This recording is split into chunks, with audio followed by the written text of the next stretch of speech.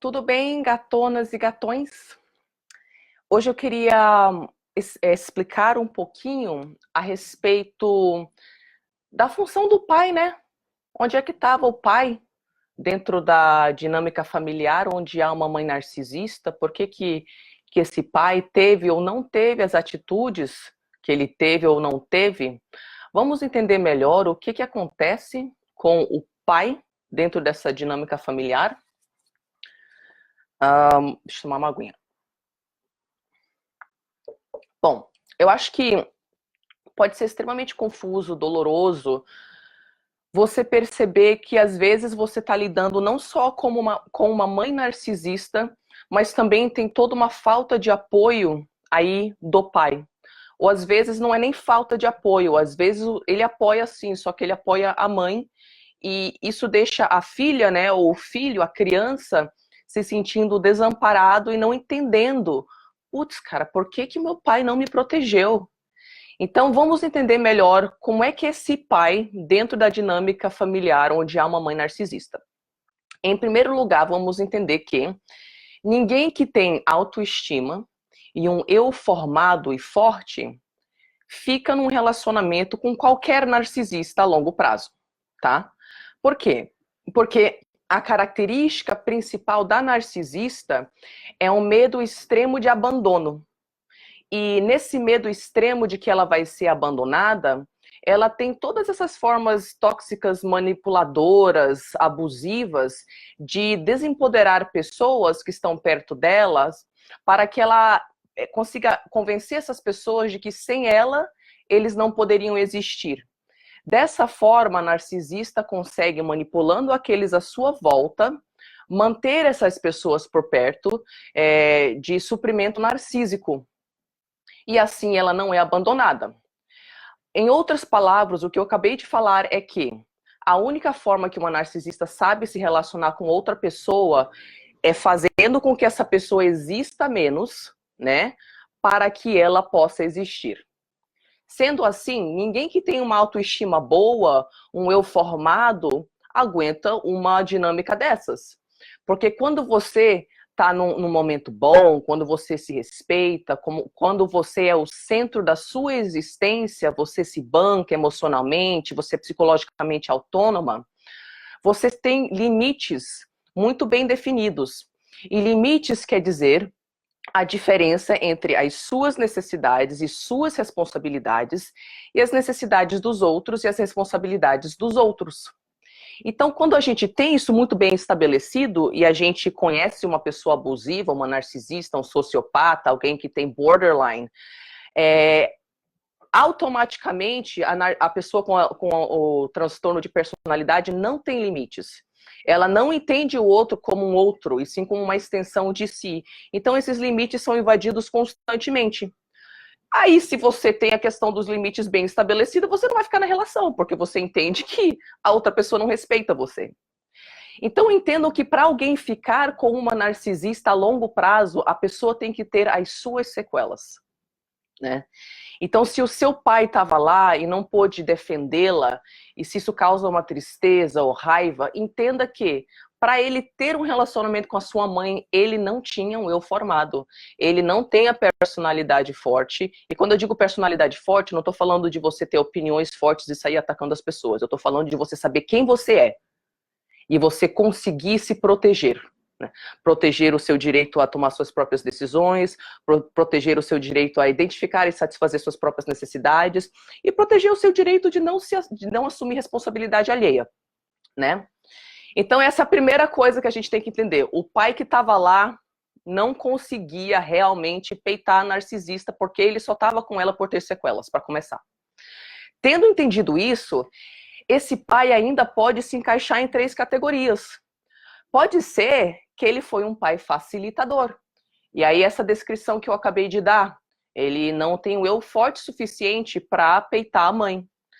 Muitas vezes esse pai facilitador, apesar de não conseguir ter essas atitudes de proteção diretamente com a mãe, ele ainda foi o arzinho fresco que a filha ou o filho da narcisista conseguiu respirar.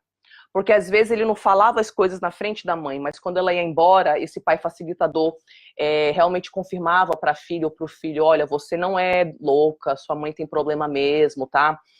E por mais que não foi na frente da mãe, né, que teria sido ótimo se ele pudesse nos proteger na frente da mãe narcisista, o fato de conseguirem outro momento falar, olha, você não é louca, isso é libertador. E isso já oferece para aquela filha ou para aquele filho um tipo de apoio que faz muita diferença na fase adulta, quando você entra na fase de, será que eu sou louca? Será que minha mãe é assim mesmo? Quando você tem a memória de que alguém que estava lá convivendo com a sua mãe, né, durante anos, essa pessoa consegue confirmar e validar a sua percepção, isso ajuda a gente a levar a sério a nossa própria percepção. Oi, Fabi. Oi, Valéria. Então, esse pai pode ter sido facilitador, né? Mas aí a gente tem dois casos ainda que são muito piores do que facilitador.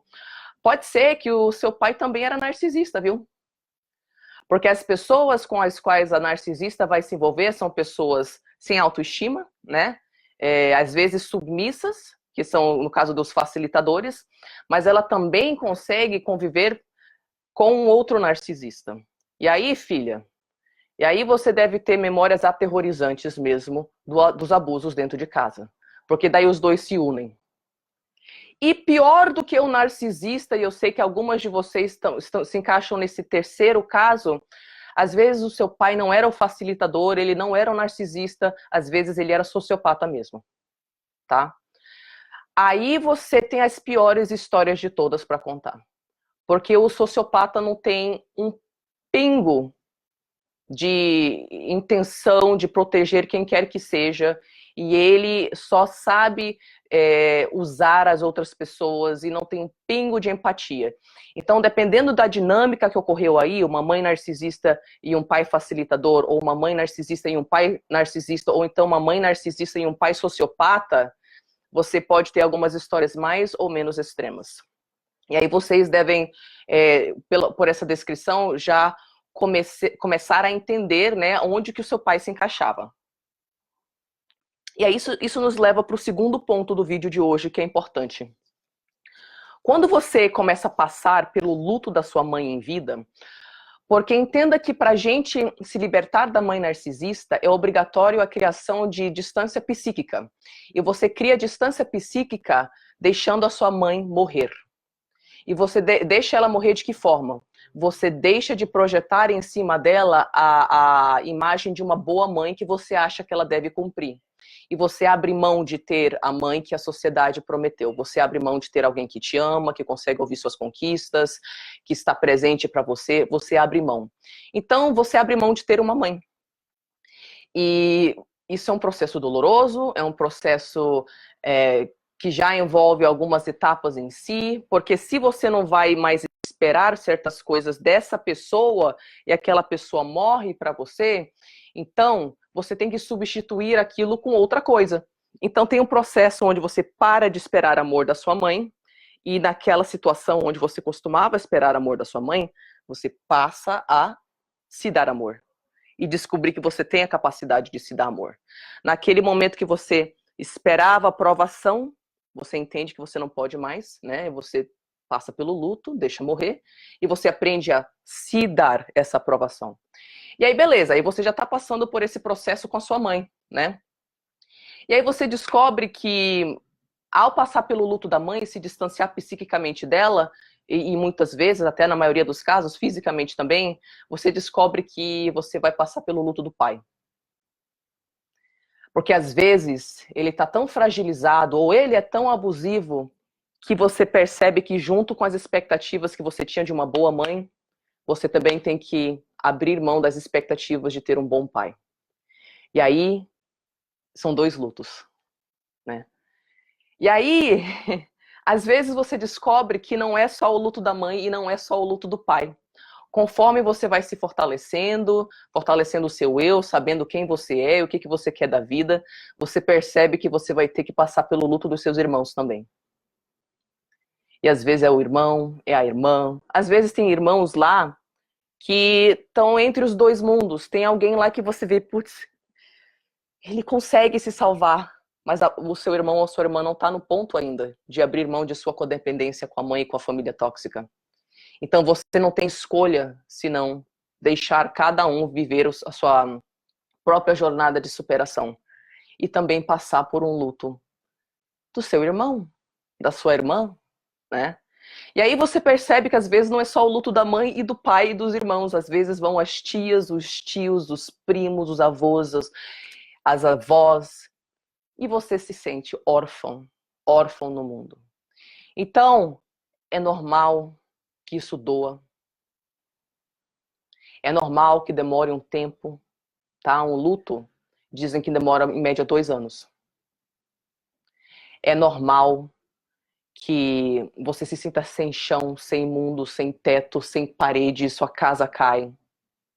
Porque saíram várias partes essenciais da sua existência e você está aprendendo a substituir, né, aquilo que você esperava daquele grupo familiar por outras coisas que vão ser, sim, saudáveis para você. Então, esse era o segundo ponto que eu queria abordar a respeito do pai. Às vezes você tem que passar por um luto aí também. E aí, beleza, o que a gente faz com essa informação? Porque eu sou muito fã de, ok, entendemos a dinâmica, eu faço o que agora, né? Eu acredito que entender o que você passa é um passo muito importante, mas ele é só o primeiro passo.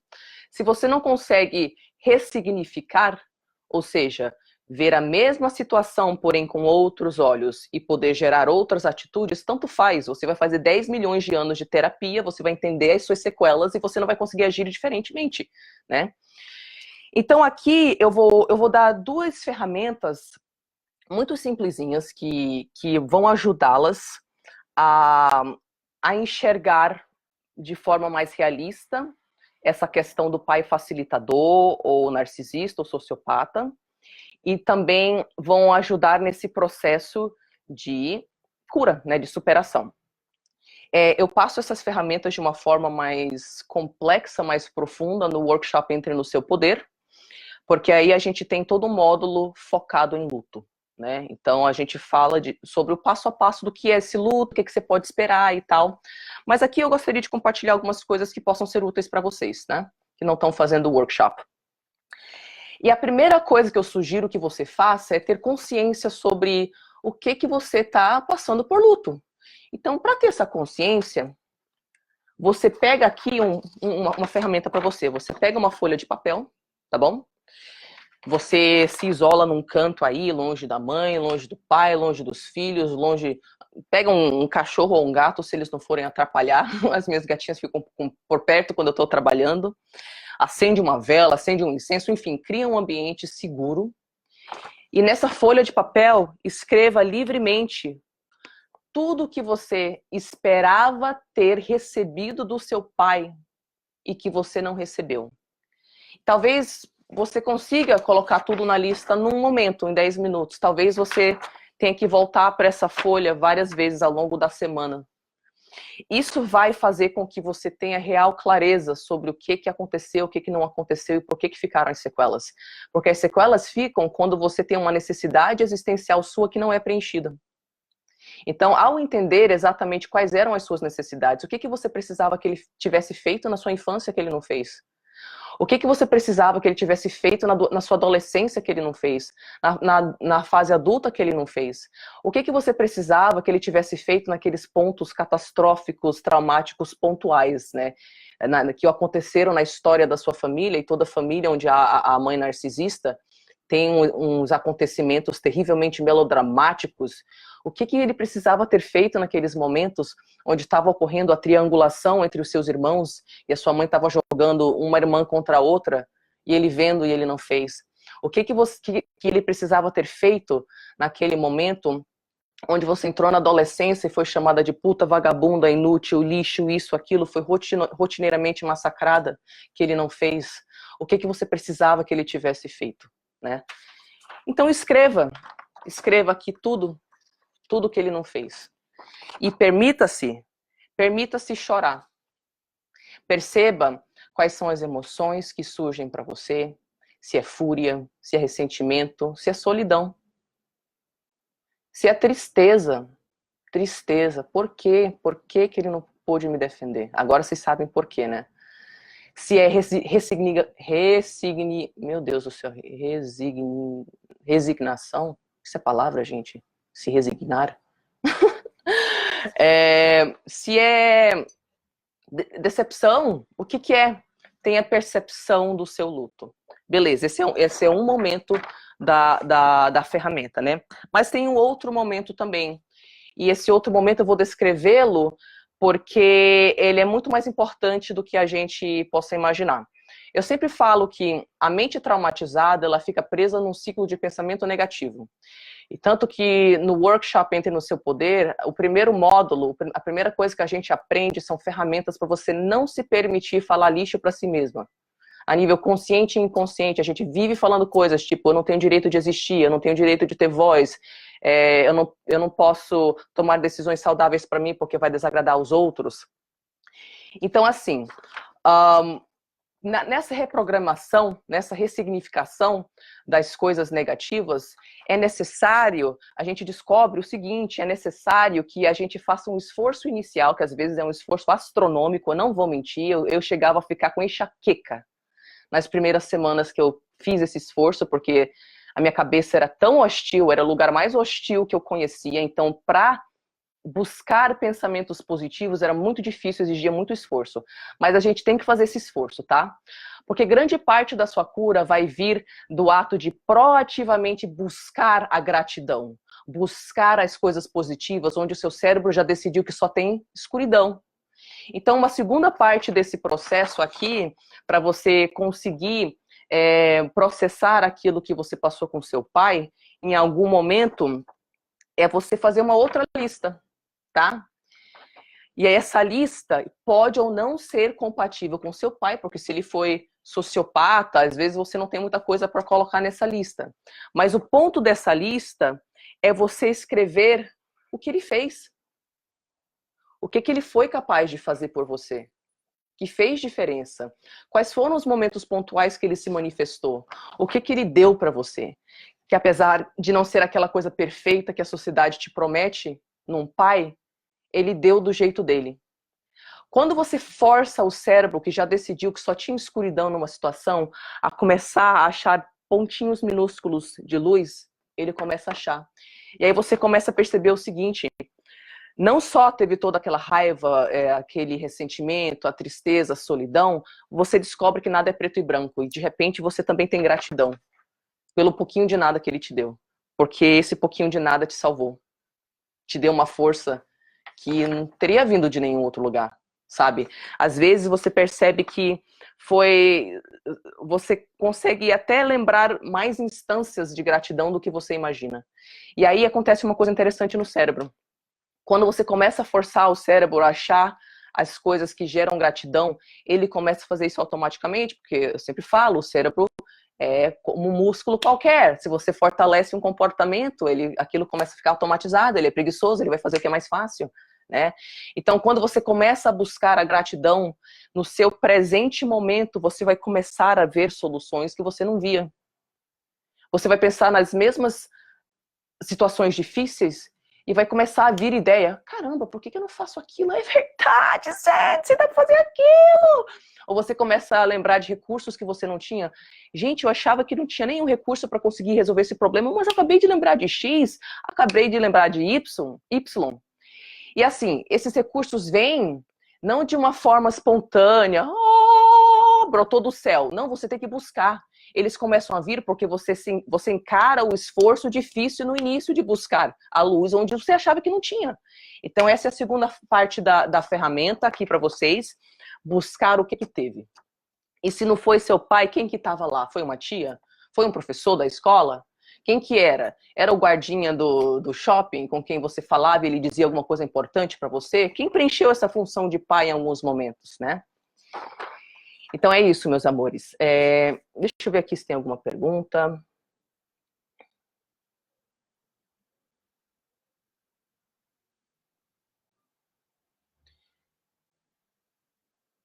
Então, aqui tem gente perguntando, e quando o pai também é bode expiatório? Então, isso aí é uma boa coisa para você colocar na lista aí do que ele teria que ter feito por você, né? E não conseguiu fazer por também ser um bode expiatório. Pois é. Então, muitas de vocês aí, tô vendo que já identificaram alguns comportamentos nos seus pais. E é isso, gente. Utilizem as ferramentas, me falem como é que foi, me falem se vocês têm alguma pergunta específica a respeito desse assunto ou outro assunto. Depois minha assistente vai dar uma olhada nos comentários, fazer uma lista para mim e eu consigo ir fazendo os lives. Para você que está vendo isso no YouTube, se você achou o vídeo interessante, compartilhe. Esse é um assunto tabu, importante que a gente compartilhe com outras pessoas, porque tem muita gente que está passando por isso e a gente não sabe. Começa a falar e todo mundo começa a falar: caramba, eu também tenho essa dinâmica familiar, mas a gente tem que falar.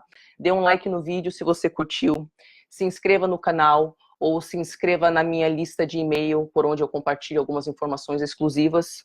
E se você tiver interesse em saber do workshop, então pode me mandar um e-mail para info@tarianarocha.com.br, Tariana com Y, tá?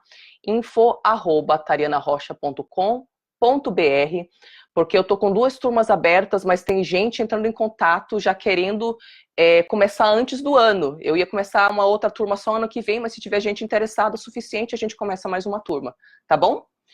E também tem no link na descrição desse vídeo o link para você se inscrever para saber a próxima data do próximo workshop, tá bom? Ou podem só mandar para o info@tarianarocha.com.br.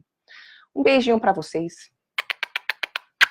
Agora eu vou visitar uma amiga minha, vou para um churras, não vou comer carne, que eu sou vegetariana, mas vou ver minha amiga e comer tudo mais que tiver por lá.